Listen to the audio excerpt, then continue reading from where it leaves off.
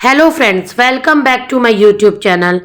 Friends, पिछले 2 दिनों से जो अनीता जी के वीडियोस आ रहे हैं उन्हें देखते हुए बहुत दुख हो रहा है और बहुत तकलीफ भी हो रही है कि एक मुस्कुराता हंसता हुआ चेहरा कैसे मुरझा गया है। समझ में आ रहा है क्योंकि उनके बॉडी पर भी असर दिख रहा है। हेल्दी मुस्कुराती हुई अनीता जी का शरीर भी दिन प्रतिदिन गलता जा रहा है। लोगों का सवाल भी बढ़ता जा रहा है कि अनीता जी केस से रिलेटेड कोई अपडेट क्यों नहीं आ रही। पर अनीता जी पंचायत के पर्पज से ही गांव में आई थी, लेकिन बसंती जी उस चीज पे कुछ न करके चुपचाप से सन्नाटा करके बैठी हुई हैं। साथ ही साथ अनीता जी ने छोटे दादाजी से संदेशा भी भिजवाया, लेकिन उस संदेशा का भी कोई असर या कोई रिप्लाई उनके तरफ से नहीं आया। अब अनीता जी 2 दिन बाद उनका एक वीडियो आता है जिसमें वो बताती कि उनकी तबीयत बिल्कुल ठीक नहीं है। ऑब्वियस सी बात है, तबीयत कैसे ठीक रहेगी जिसके हस्बैंड के साथ ऐसी घटना घटी हो और जिसके बच्चों के साथ ऐसी चीजें घटी हो, वो महिला सुकून और शांति से कैसे जी सकती है। अगर लोग बसंती जी को एक आदर्श माँ, आदर्श बहू, आदर्श पत्नी मांगते हैं तो क्या अनीता जी अपने पति से प्यार नहीं करती हैं, बच्चों से प्यार नहीं करती? क्या वो एक महिला नहीं है? उनके दर्द को लोग किस तरीके से इग्नोर कर रहे हैं। कमेंट सेक्शन में लोग गंदी गंदी बातें लिख रहे हैं। नवरात्रि जैसे पावन अवसर पे अगर वो और लाला जी कोई रेसिपी भी शेयर करते हैं तो उस पे भी भद्दे भद्दे और गंदे गंदे कमेंट लिखे जा रहे हैं। और बसंती जी चाहे चटकारेदार कितने भी अच्छे खाने बना के खा रही हूँ, जी रही हूँ, मस्त है, मुस्कुराए, पर उन्हें कोई कुछ बोलने तक नहीं जा रहा। अनीता जी के चेहरे को देखकर फ्रेंड्स, सच बताओ तो मुझे बहुत अंदर से दुख हो रहा था, तकलीफ हो रही थी ये सोचकर कि इन्होंने अपने परिवार के लिए क्या कुछ नहीं किया। एक टाइम था जब इनके परिवार में सिर्फ ये और लाला जी फेमस थे। परिवार का और किसी सदस्य का दूर दूर तक यूट्यूब से नाता तक नहीं था। पर एक टाइम ऐसा आया जब बूढ़े दादाजी के दबाव में आकर इन्होंने बसंती जी और दीपक जी को यूट्यूब पे इंट्रोड्यूस तो कर दिया। आज उसका परिणाम देखिए। कहते हैं ना फ्रेंड्स कि आप जिस धंधे में माहिर होते हो उस धंधे को कभी किसी दूसरे को सिखाना नहीं चाहिए, नहीं तो अगला इंसान सीखने के बाद आपका गला काट देता है। और यही हाल अनीता जी के साथ हुआ। अनीता जी और लाला जी ने अपने गुण को दूसरे के साथ शेयर कर दिया और शेयर करने का नतीजा तो आप देख ही रहे हैं। अगले इंसान को लगा कि 6 महीने 8 महीने के अंदर ही हमें लाखों लाखों रुपए मिलने लगे। और देखिए फ्रेंड्स, ईमानदारी से ग्रो अप होने में बहुत टाइम लगता है और वही आप कुछ भी आलतू फालतू की चीजें और कंट्रोवर्सी क्रिएट करके दिखाते हैं तो फट से आपके व्यूज बढ़ जाते हैं। बसंती जी के व्यूज पहले के देखिए और अभी जो कंट्रोवर्सी के बाद व्यूज बढ़े वो देखिए। तो बसंती जी भी उस कंट्रोवर्सी को कंटिन्यू रख रही हैं क्योंकि उन्हें पता है कि डॉलर छप छप कर आ रहे हैं। और हाँ, उनके कमेंट सेक्शन में लोग बोलते हैं कि तुम्हारा चैनल उड़ाने के बाद देखो आज वो लोग इतना ज्यादा भोग रहे हैं कि आज वो अपने चैनल पे भी काम नहीं कर पा रहे। तो ये उनकी गलत फहमी है। देखिए, कंट्रोवर्सी कर कर आप चंद दिन पैसे कमा सकते हैं, पर आजीवन तो आप कंट्रोवर्सी कर कर कंटेंट नहीं बना सकते ना।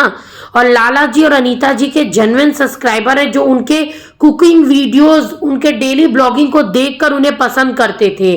अनीता जी की वो चुलबुलाहट भरी बातों को पसंद करते थे, लाला जी की वो बनाने के तरीके को पसंद करते थे, वो सादगी और वो हंसमुख स्वभाव लोग पसंद करते थे। अब आप कंट्रोवर्सी क्रिएट कर कर 6 महीने 8 महीने कमा तो सकते हो, लेकिन कितने टाइम तक वो कंट्रोवर्सी आपको पैसे देगी? मैं तो कहूंगी कि अभी भी बसंती जी के पास टाइम है, अपनी गलती को स्वीकार करें और ये मुद्दा शांत करने की कोशिश करें। अगर वो किसी के बहकावे में आकर ये सब कुछ कर रही हैं तो सच है ये बात फ्रेंड्स कि अगर पैसा है तो सब आपके पास रहते हैं और पैसा नहीं है तो कोई आपके पास नहीं रहता। कहीं एक दिन ऐसा ना हो कि जिन रिश्तेदारों के दम पर वो उछल रही हैं वो मौका परस्त रिश्तेदार निकले और जब इन्हें जरूरत पड़े असल में तो वो छोड़ के भाग जाएं। वो कहते हैं ना फ्रेंड्स, अभी पैसा आ रहा है तो सब इनको पूछ रहे हैं, सब इनको आसमान पे बिठा के रखे हैं। और वही इनके व्यूज घटे और पैसे कम हुए ना तो सब इन्हें छोड़ देंगे। ये भूल गई कि एक टाइम था जब यही अनीता जी और यही लाला जी इनको यहाँ तक पहुंचाएं। यही अनीता जी थी जो इन्हें अपने चैनल पे इंट्रोड्यूस की, अपनी देवरानी बताकर सब कुछ किया। लेकिन आज देखिए, आज ये सब कुछ क्या से क्या हो गया। एक हंसता खेलता परिवार बर्बाद हो गया। दोनों बच्चे अलग हैं, पिता और बच्चे अलग जिंदगी जी रहे हैं। माँ बेटी यहाँ गांव में पड़ी हुई हैं। आप अंदाजा लगा सकते हैं कि परिवार जब एक साथ है ही नहीं, एकजुट है ही नहीं, तो खुशहाली कहाँ से होगी। और रवीना, उस बेचारी की इन सब में क्या गलती है। बसंती जी की वजह से आज वो बेचारी भी अकेली जगह पे पड़ी हुई है और अकेले जीवन जीने को मजबूर हुई है। तो क्या बसंती जी कर्मा से भी नहीं डरती हैं? अरे कम से कम अपने कर्म से डरिए। आज नवरात्रि जैसे पावन अवसर पे और कुछ टाइम बाद फ्रेंड्स दशहरा भी आएगा, दिवाली भी आएगा, और वो तो अपने परिवार के साथ सुख और शांति से सब कुछ मना रही है, सब कुछ खा पी रही हैं।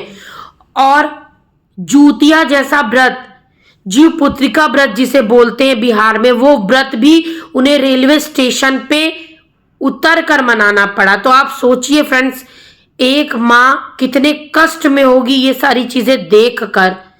एक माँ जिसके 2 बेटे पर इतना गंभीर आरोप लगा है, उनका फ्यूचर डिस्ट्रॉय होने की नौबत आ चुकी है। एक औरत जिसके पति के साथ इतना गलत हुआ है, वो औरत कैसे जी रही है, अंदर अंदर कितनी घुट रही होगी वही जानती होगी। एक बेटी जिसके पिता पे, जिसके भाइयों पे इतना गंभीर आरोप लगा, उस बेटी पे क्या गुजर रहा होगा। और सब्सक्राइबर्स जा जाकर गंदी गंदी बातें लिख रहे हैं। कुछ लोग तो अंजलि के कैरेक्टर पे इतने गंदे गंदे और भद्दे भद्दे सवाल उठा रहे हैं कि मतलब पढ़कर मेरा दिमाग खराब होता है कि मतलब क्या उनके घर में बहू बेटियां नहीं है जो इस तरीके की बातें लिखते हैं। फ्रेंड्स, अभी रवीना वृंदावन के ब्लॉग्स डाल रही हैं और उन्होंने पहले ही बताया था कि ये वृंदावन के ब्लॉग्स बहुत टाइम पहले के हैं। लेकिन कहते हैं ना कि कुछ लोगों को उसकी वो खुशियां भी बर्दाश्त नहीं हो रही। उसके कमेंट सेक्शन में मैंने 1-2 कमेंट देखे और मुझे पता है कि बाद में रवीना ने वो कमेंट्स डिलीट भी किए हैं। वो कमेंट थे कि देखो ललित यहाँ पर इसके साथ घूम रहा है, फिर रहा है और ये लोग नाटक कर रहे हैं टेंशन का, बीमारी का। अरे भाई, कम से कम वो तो देखो कि ये उनकी शादी के स्टार्टिंग के टाइम का है। रवीना ने बता कर डाला है। मतलब आप किसी में बुराइयां ढूंढने के लिए किसी भी स्तर तक चले जाते हो। धार्मिक प्लेस की चीजें वो लड़की दिखा रही, उस पर भी क्रिटिसाइज करने से ये लोग बाज नहीं आ रहे। साथ ही साथ वो बगल वाले छोटे दादाजी को भी इतना गलत बोला जा रहा है। उन्हें बोला जा रहा है कि वो तो घर के विभीषण हो गए हैं, इधर की बातें उधर कर रहे हैं। वो अपने भाई के सगे नहीं हुए तो ये लाला के सगे क्या होंगे। लाला अपने पिता का सगा नहीं हुआ तो चाचा का सगा क्या होगा।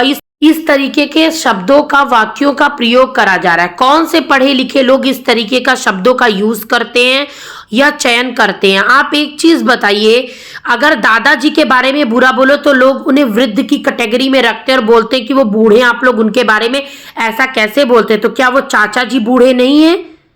चाचा जी अगर सच्चाई का साथ दे रहे हैं तो वो गलत है, वो विभीषण हो गए। मुझे एक चीज नहीं समझ में आता कि जो लोग सच्चाई का साथ देने के लिए खड़े हैं, ये सारे लोगों को वो रावण लग रहे, विभीषण लग रहे हैं। और बसंती जी वो तो देवी दिख रही हैं।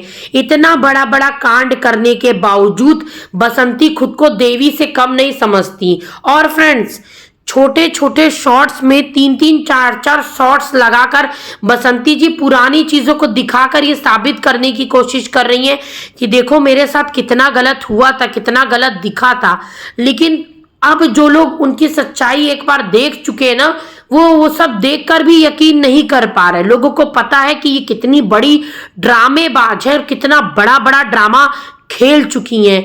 मैं तो कहूंगी कि शर्म करो, तुम एक महिला होकर इतना गंभीर आरोप एक इंसान पे लगाई हो। जेठ भी बड़े भाई के समान होता है और जेठ के बच्चे भी खुद के बच्चे के समान होते हैं। अरे शर्म करो, इंसानियत तो तुम्हारे अंदर मर चुकी है, कुछ तो शर्म करो। महिला के नाम पर तुम कलंक होती जा रही हो। क्या क्या मतलब कर्मकांड इस महिला ने खेला है। और सबूत अभी तक इन्होंने एक भी नहीं प्रेजेंट किया, एक भी सबूत नहीं दिखाया जिससे ये सिद्ध हो कि बसंती सही है और लालाजी अनीता जी गलत।